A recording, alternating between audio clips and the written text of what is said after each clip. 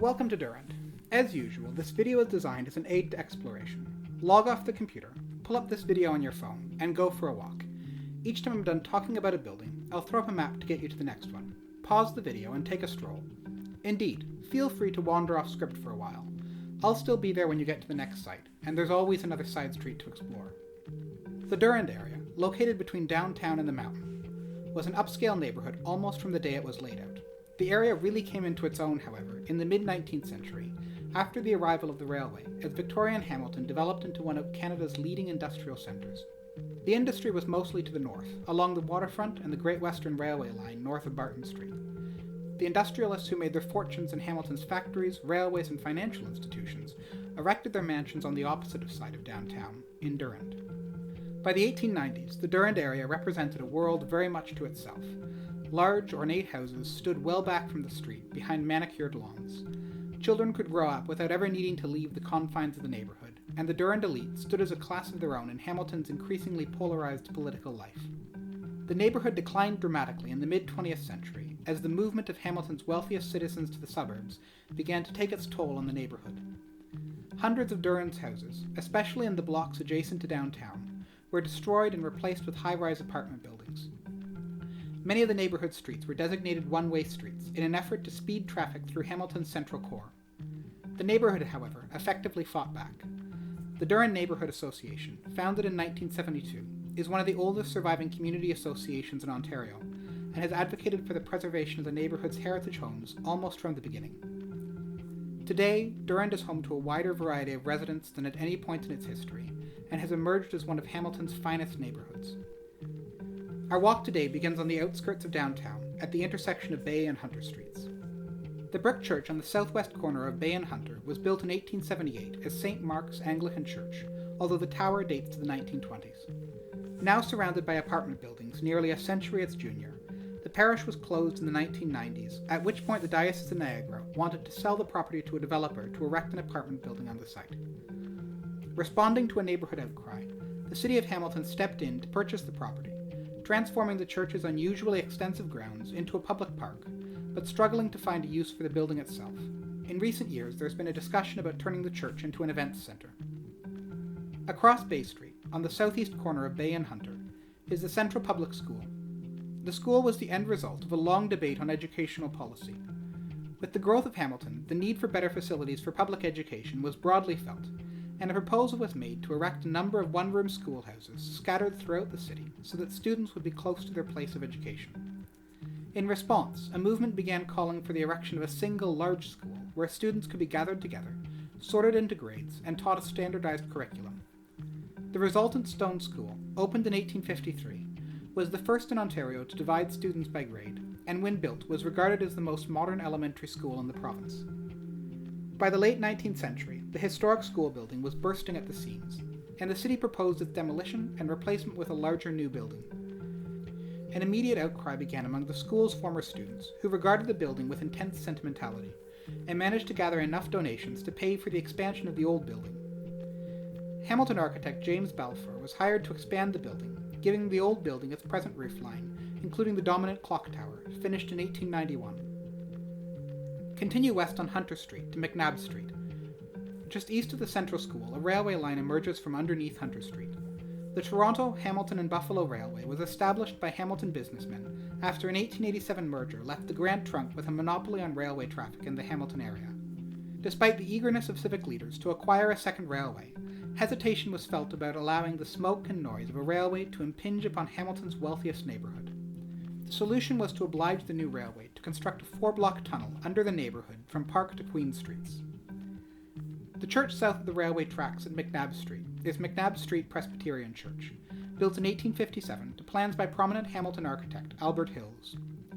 One of the oldest surviving churches in Hamilton, the church was one of 3 Presbyterian churches in the immediate area when it was built, a consequence of political and theological divisions within the Presbyterian Church at the time.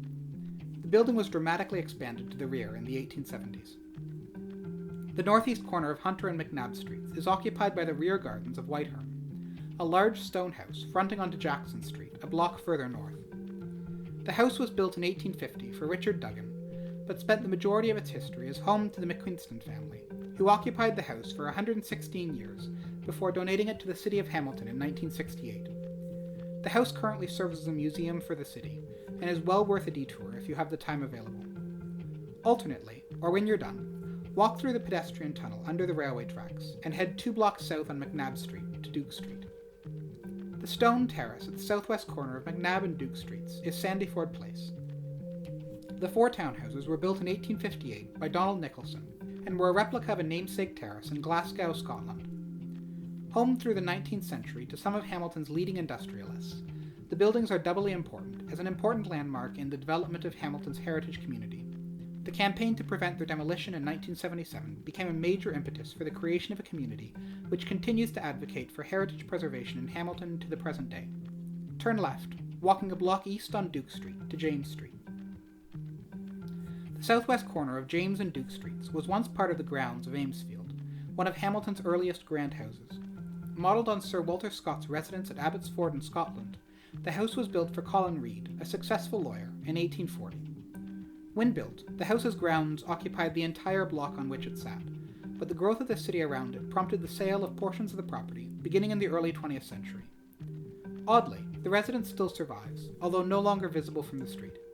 When developers proposed demolishing it in the 1950s, they were persuaded instead to build around it, and the addition of commercial structures on the James Street side of the building in 1980 left the historic structure entirely surrounded, one of Hamilton's literally hidden gems which may, someday, come to be revealed again. Across the street from Amesfield, on the northeast corner of James and Yonge, is the Medical Arts Building, erected in 1931 to house offices associated with the nearby St. Joseph's Hospital, and a solid example of early 20th century commercial design. Turn right, walking 6 blocks south on James Street. The street was once one of Hamilton's premier residential avenues, and despite the loss of most of the east side of the street to the expansion of St. Joseph's Hospital, several fine houses survived to the present day. Especially worth noting are the Balfour House on the northwest corner of James and Herkmeyer, built in 1882 to plans by Hamilton architect James Balfour, and the Griffiths House on the southwest corner of James and Herkmeyer, built in 1891 to plans by William Edwards, Fortunas Griffith, manager of the Hamilton Street Railway. Stop at the corner of James Street and Aberdeen Avenue. The impressive stone house on the northwest corner of James and Aberdeen is Ballynahinch. The house was built in 1849 to plans by Toronto architect William Thomas, at the time the leading architect in the province. It was severely damaged in an 1853 fire, but quickly rebuilt. The house has been home to some of Hamilton's wealthiest citizens through the years, including Enos Kennedy, a dry goods merchant, and Edward Martin, a leading lawyer. The impressive tower is not original to the house, having been added as part of extensive renovations undertaken in 1870. The house was subdivided into apartments in 1944, but remains in excellent condition. From Ballynahinch, walk a block southwest along Inglewood Drive. You're looking for the large stone house at 15 Inglewood Drive. Inglewood was built in 1850 for Archibald Kerr, a prominent dry goods merchant who had purchased much of the land at the base of the escarpment to build an estate upon. The house was designed by William Thomas, a prominent Toronto architect, and remains one of the best surviving Gothic mansions in the province. With the growth of the city, the property surrounding Inglewood was subdivided into building plots for Hamilton's elite in 1912, with the principal street of the new development taking its name from the residence around which the new buildings clustered. While the developers briefly considered transforming the old residence into a social club, it was instead sold to William Southam, publisher of the Hamilton Spectator, and later divided into apartments. From Inglewood, walk north on Gloucester Road to Aberdeen Avenue, then turn left. You're heading into the heart of Durand, with most of the houses you pass having been erected in the late 19th and early 20th centuries for members of Hamilton's commercial and industrial elite. Of particular note is Undercliff, at 64 Aberdeen Avenue, built in 1892, the Bankier House on the southeast corner of Aberdeen and Bay, built in 1893 for one of Hamilton's leading lawyers, and the Suter House at 108 Aberdeen Avenue, designed in 1932 by leading Hamilton architect William Suter as his own residence. Turn left at Ravenscliffe Avenue and stop at 6 Ravenscliffe Avenue. The classical structure at 6 Ravenscliffe was erected in 1911 by the Bank of Montreal to serve as the residence of their Hamilton manager. Designed by the firm of Stewart and Whitten, the building is rigidly symmetrical, both inside and out. In 1958, the bank sold the house to Kenneth Colling, an important figure in Hamilton's entertainment community, who entertained Louis Armstrong and Glenn Miller, among many others, in the building. Just up the street, at the head of Ravenscliff Avenue, is Ravenscliff. The towered residence was erected in 1880 for Colonel McGirvan, to plans by leading Hamilton architect James Balfour.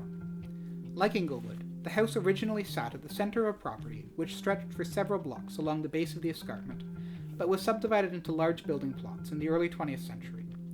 Ravenscliff Avenue began its life as the house's carriageway. We've reached the end of our walk today. To return to the beginning, return north on Ravenscliff Avenue to Aberdeen, walk 2 blocks east on Aberdeen Avenue to Bay Street, turn left, and walk 7 blocks north on Bay Street to Hunter. Alternately, you could spend some time walking through the Durand neighbourhood, an option which invariably leads to pleasant surprises.